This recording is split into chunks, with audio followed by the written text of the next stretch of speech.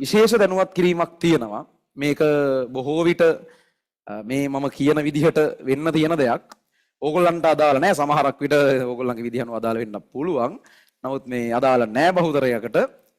2026 අවුරුද්දේ මාතර භෞතිකව රිවිෂන් එකක් කෙරෙනවා ඊළඟ දෙසැම්බර් මාස 3. හරි.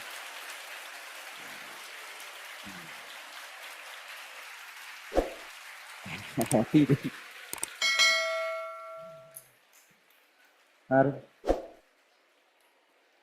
ඕකට තමයි මෙච්චර දැඟලුවේ. හරිද? ඔන්ලයින් ළමයි. හරිද? මෙච්චර නැටුවේ ඕකට තමයි. හරිද?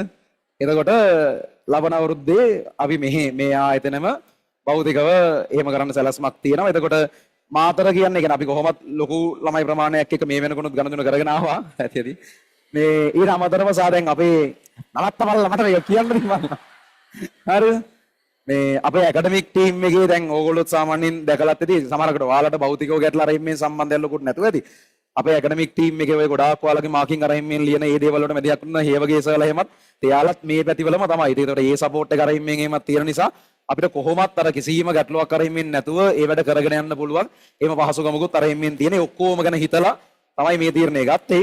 ඉතින් එතකොට ලබන අවුරුද්දේ කියන්නේ 2026 ඉඳන් ඒ වගේ පොඩි භෞතික පසුබිමක් යටතේ මේ හැදෙනවා.